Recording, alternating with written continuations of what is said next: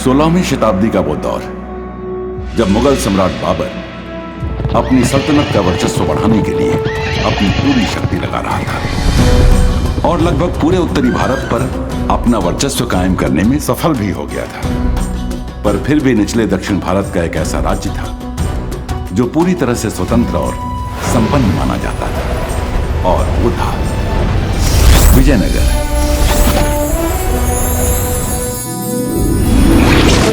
जिसके राजा हैं महान और सर्वश्रेष्ठ शासक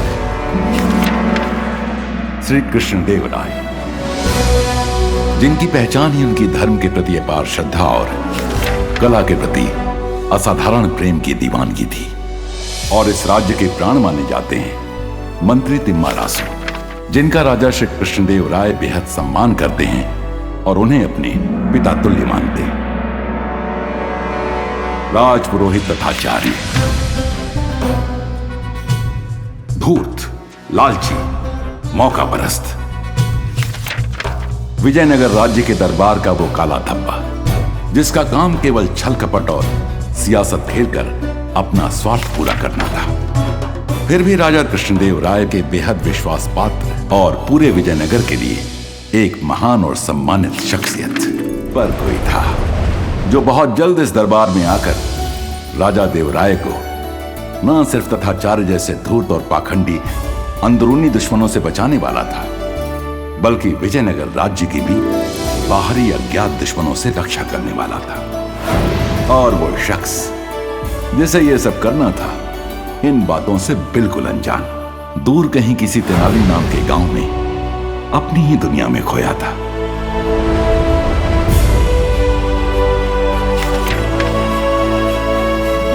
नाम है रामा। ये है रामा का घर। आज यहां विवाह का आयोजन चल रहा है और ये विवाह किसी और का नहीं बल्कि स्वयं रामा का ही होने जा रहा है। लक्ष्मी अम्मा, श्रीमान रामा की माताजी, सारा गांव कुटुंब इन्हें अम्मा ही बुलाता है। अम्मा ने आजीवन मौन व्रत धारण किया है, इसलिए जो भी कहना होता है इशारों में कहती है। अयो अम्मा, वर वधु को बुला ना, मंगल मुहूर्त निकलता जाता, कितनी प्रतीक्षा करने की। या अम्मा सुना के नहीं सुना? रामा अपना बच्चा जी, उसकी प्रतीक्षा और करेंगे। वर वधु को बुलाना जी, मंगल मुहूर्त निकलता जाता। श्री गणेशाय नमः, ओम एकदंताय नमः। गुंडप्पा रामा के सबसे करीबी दोस्त। ये क्या रे? घंटिया, वो जो लटकी है आपके नाड़े के साथ, वो तत्ती है। हाँ तो क्या? तोलू। क्या?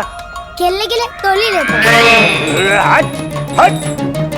दक्षिणा मिली नहीं, घंटिया तोड़ने आया। आइए पहले जरा एक नजर इस विवाह की वधु पर डाली जाए, देखें वो क्या कर रही है।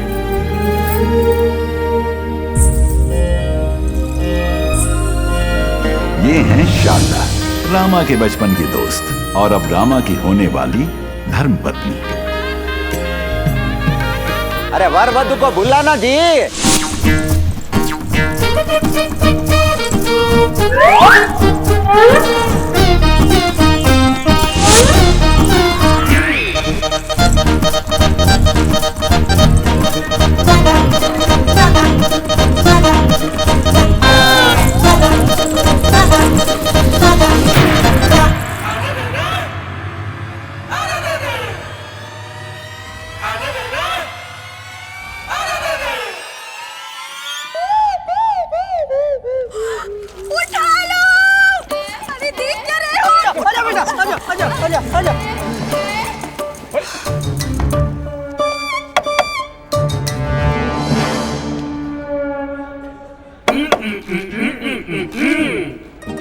रामा अपना विवाह छोड़कर भाग गया।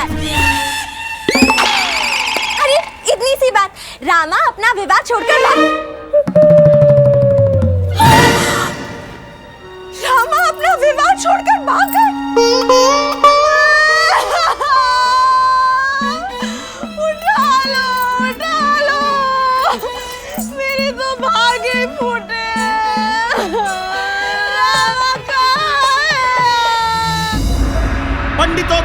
वेद ज्ञानियों के ज्ञानी, महाविद्वान, महाज्ञाता, समस्त वेदों के कंठस्थ शिरोमणि, महानतम पूज्यनम, विजयनगर राज्य की शोभा, श्री श्री श्री पंडित रामा दरबार में पधार रहे हैं। पंडित रामा की, पंडित रामा की, पंडित रामा की, पंडित रामा की, पंडित रामा की, पंडित रामा की, पंडित रामा की।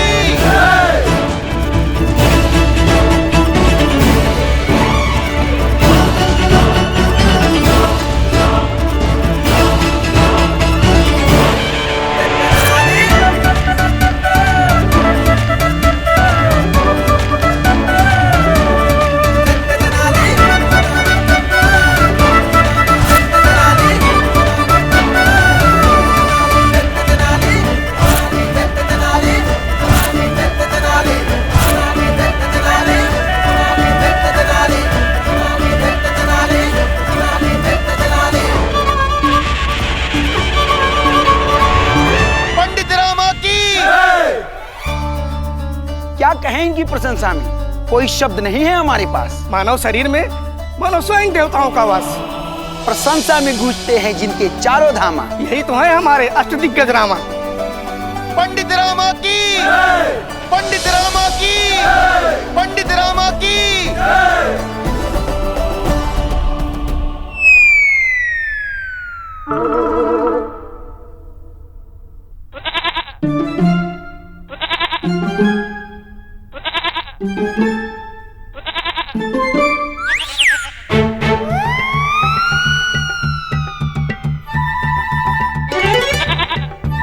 रामा बचा ले मुझे, अपने बंधु को बचा रामा।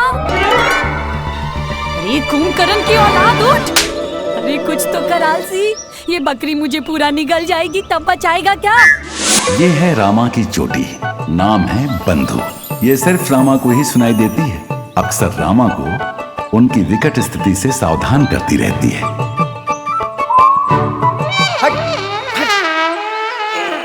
और 2 पल का विलंब हो जाता तो मैं तो गया था इस भुक्खड़ बकरी के पेट में। जब जब जो होना है तब तब सो होए, हो गया जो होना था अब निमित्ती पर काहे रोए। कह गए महाकवि रामा बंधु, जाको राखे साइया मार सके ना कोई। अरे लेकिन चल छोड़ना, यहाँ भूख के मारे। भूख लगी है तो हाथ बढ़ाकर याम तोड़ क्यों नहीं लेता रामा? मतलब तू चाहता है मैं प्रकृति का अपमान करूं? प्रकृति का अपमान? और नहीं तो क्या, प्रकृति का नियम है बंधु कि हर जीवन का अंत निश्चित है। इस आम का रंग रूप मुझे साफ साफ बता रहा है कि इसका समय परिपूर्ण हो चुका है। ये तो स्वयं टूटकर मेरी ही गोद में गिरने वाला है। तो जो काम स्वयं प्रकृति करने वाली है उसके लिए मैं परिश्रम क्यों करूं? लज्जा आती है स्वयं पर कि मैं तुझ जैसे कामचोर और आलसी इंसान की चोटी हूँ। लज्जा तो मुझे आती है। जिसे किसी बड़े राजा के घर राजकुमार बनकर पैदा होना चाहिए था, पैदा हो गया यहाँ इस तेनाली गांव में इन बकरियों के बीच। ये भी कोई बात हुई? खैर छोड़ो, विश्राम करने दो मुझे। तेरे विश्राम का तो जय श्री राम हो गया रामा। वो देख तुझे लेने स्वयं यमराज का वाहन आ रहा है।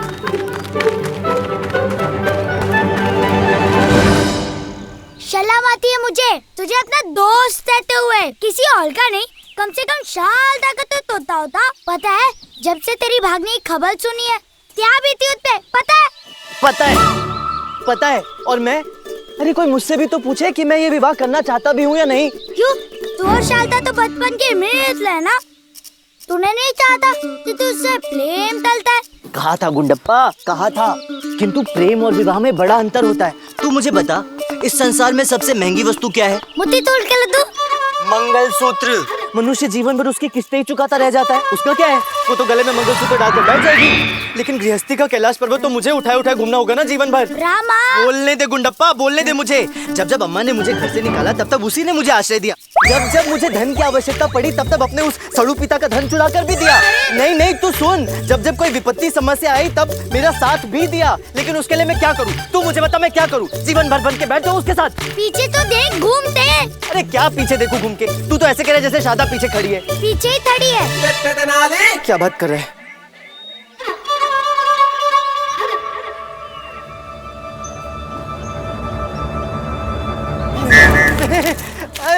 शारदा, तुम कब आई? पता ही नहीं चला है ना? अरे क्या लग रही हो इन कपड़ों में, नहीं?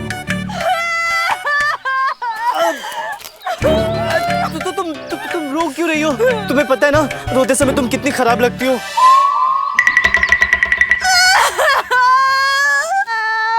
उठा लो।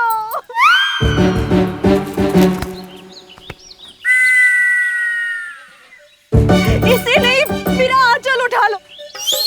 उठा के मेरे गले में बांध के स्पीड से लटका दो। एसिडी में से तो मृत्यु ही भली है। अरे ऐसे क्यों बोल रही हो गई ना गलती, मांग तो ली क्षमा तुमसे। कब मांगी? नहीं मांगी क्या? अब मांग लेता हूँ, क्षमा कर दो, गलती हो गई। वो क्या है ना, विवाह का नाम सुनकर घबरा गया था, इसलिए भाग खड़ा हुआ, वरना तुम तो जानती हो कि कितना प्रेम करता हूँ मैं तुमसे, और विवाह भी तुमसे ही करना चाहता हूँ। जाने देना अम्मा, मेरे को जाने देना, वो रामा नहीं आने वाला।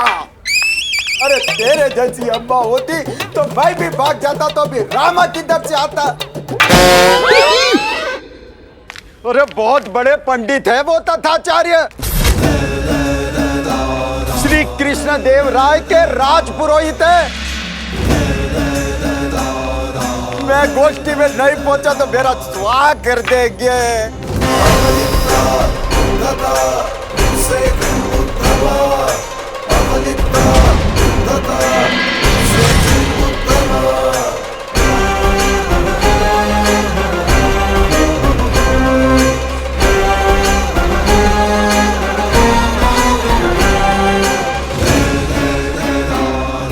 आयुष्मान भव। भगवान शिव की कृपा अनुकंपा आप सभी भक्तों पर बनी रहे। भक्तों, कल रात्रि जब भगवान शिव से हमारा साक्षात्कार हुआ तो प्रभु ने हमसे पूछा, क्या चाहिए तुम्हें? तो हमने कहा, हे भगवान, ये तथाचार्य अपने भक्तजनों के सुख और कल्याण के अतिरिक्त और चाह भी क्या सकता है। यदि आप कोई आशीर्वाद देना ही चाहते हैं तो बस यही आशीर्वाद दीजिए कि हमारे भक्तजन सुखी रहें, आनंदमय रहें, प्रफुल्लित रहें, कल्याण भवा। अरे तो क्या हुआ जो मुहूर्त निकल गया गुंडप्पा? भगवान ने संसार को रचने से पहले कौन सा मुहूर्त निकाला होगा? एक माँ अपने संतान को जन्म देने से पहले कौन सा मुहूर्त निकालती होगी? सूर्य देव मुहूर्त देखकर तो नहीं निकलते। और यदि ये सत्य है कि जोड़ियां स्वर्ग में बनती हैं, तो मुहूर्त होने से क्या फर्क पड़ता है? तेरी चुपड़ी चुपड़ी बातों में शारदा आ सकती है, अम्मा नहीं। तो आज सबके सामने पिटेगा, वो भी अम्मा के हाथों। अरे हाँ, अरे शारदा सुनो, मैं एक काम करता हूँ, मैं बाजार चला जाता हूँ और अम्मा से कह दूंगा कि विवाह के प्रबंध में था इसलिए विलंब हो गया, ठीक है? अरे मैं घर अवश्य आऊंगा, सच कह रहा हूँ। अब तुम घर जाओ और अम्मा को संभालो, मैं आता हूँ। एक शर्त पर, गुंडप्पा आपके साथ जाएगा। क्यों? भरोसा नहीं है मुझ पर? नहीं। तो फिर ठीक है, चल भाई गुंडप्पे। महागुरु तथाचार्य की, महागुरु तथाचार्य की। देखो गुरुजी, कितना जन सैलाब उमड़ा हुआ है सिर्फ आपकी एक झलक पाने को। मेरे विचार से हम आपको किसी दूसरे रास्ते से ले चलें। नहीं ना, सभी भक्तों को हमारे दर्शनों का सौभाग्य प्राप्त होना चाहिए। हम बाजार वाले मार्ग से जाएंगे। जो आज्ञा गुरुजी। अरे तो ये तरकारी के मैं अपने घर में उगाता हूँ, उस तरकारी खराब हो गई तो मैं क्या करूँ?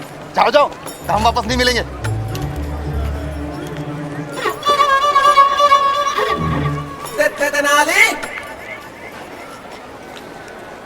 सुनो भैया, एक काम करो, इन सब्जियों में से जो भी सड़ी गली, पुरानी और बेकार सी सब्जियां हैं, उन्हें जरा इस थैली में भर दो और थोड़ा शीघ्र करना। क्या है कि ज्यादा समय नहीं है मेरे पास।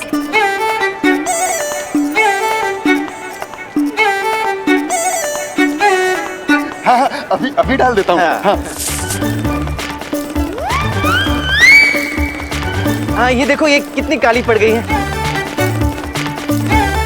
ये तो बिल्कुल ही सड़ गई है, इसे भी डाल दो।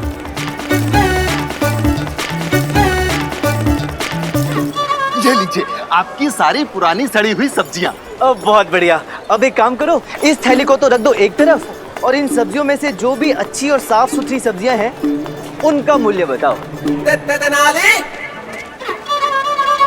महागुरु तथाचार्य की, महागुरु तथाचार्य की, महागुरु तथाचार्य की। बाहर में जाओ, मुझे नहीं बेचनी सब्जियाँ। अरे ऐसे कैसे नहीं बेचोगे? सब्जियां तो मैं लेके जाऊंगा। अच्छा ऐसे कैसे लेके जाओगे? हाथ तो लगा के दिखाओ। अच्छा ये बात है। ये उठाई मैंने तुम्हारी तरकारी, अब कर लो जो करना है। देखो पंडित, मैं बोल रहा हूँ मेरी तरकारी को हाथ नहीं लगाना वरना बहुत पछताओगे। ये बात है। तो ये मैंने तुम्हारी सब्जी को हाथ लगाया और ये मैंने गले में डाला। अब बोलो क्या करोगे? बोलो बोलो। अगर अब की बार तुमने हाथ लगाया ना तो छोड़ूंगा नहीं तुम्हें। मैंने फिर से हाथ लगाया।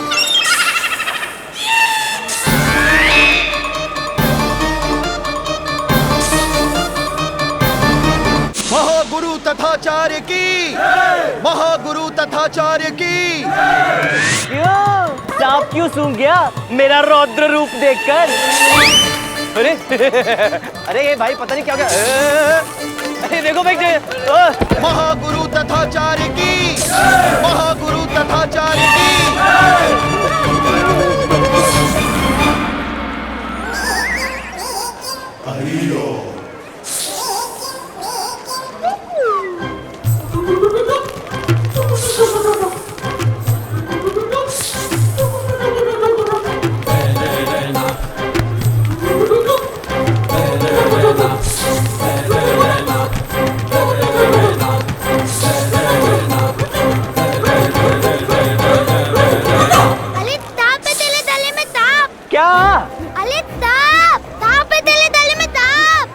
सांप है।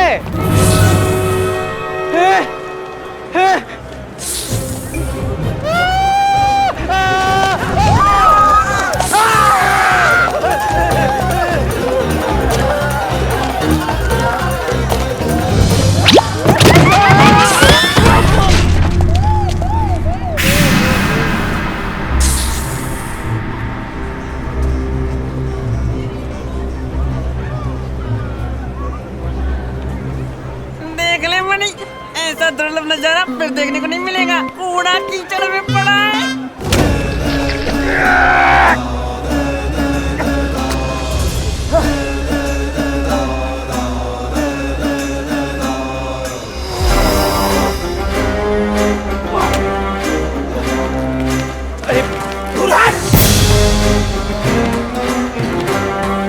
दुराचारी जानता भी है किसके साथ अटखेली की है तूने?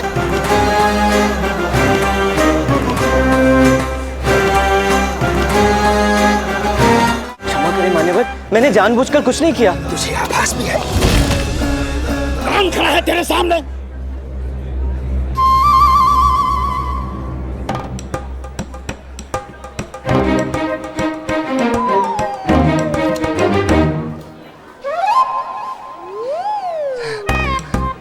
मान्यवर, परंतु सचमुच पता नहीं चल रहा है कि कौन खड़ा है सामने। इतनी कीचड़ लगी है आपके मुख पर। वैसे कौन खड़ा है? पता नहीं। हम वो हैं जिसके अलौकिक व्यक्तित्व के सामने देवता भी सर झुकाते। हम हैं पंडितों के पंडित, महापंडित तथाचार्य।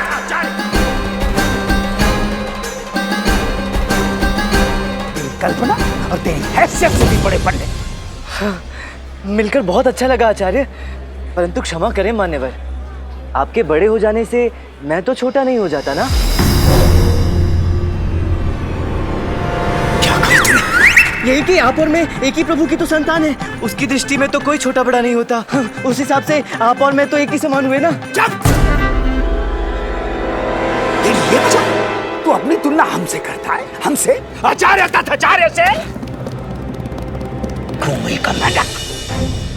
कुएं से कभी बाहर निकला होता तो पता चलता क्या चीज है ये महापंडित तथाचार्य। तू तो हमारे क्रोध के योग्य भी नहीं। तो जैसे इंसान का ना तो भविष्य है ना वर्तमान। बोझ है तू धरती पर, बोझ। हमसे मुकाबला करता है तू, हमसे। हम महाराज देवालय के राज पुरोहित, महाज्ञानी, प्रख्यात पंडित, और तू कुछ नहीं, कोई नहीं। तुझ जैसे छोटे आदमी की तो विजयनगर में कदम तक रखने की औकात नहीं। चल, चुनौती देते हैं हम तुझे, चुनौती। कर तू साहस विजयनगर में प्रवेश करने का।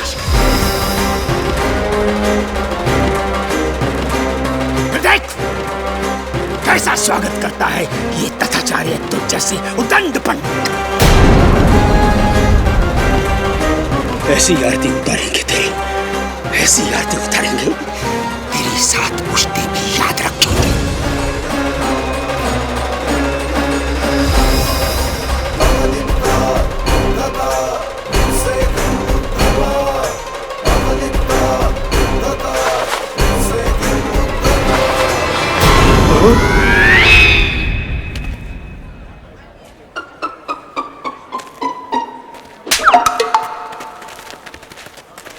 निमंत्रण के लिए धन्यवाद मुनिवर। अब जब इतने प्रेम से बुलाया है तब तो आना ही पड़ेगा। आपके विजयनगर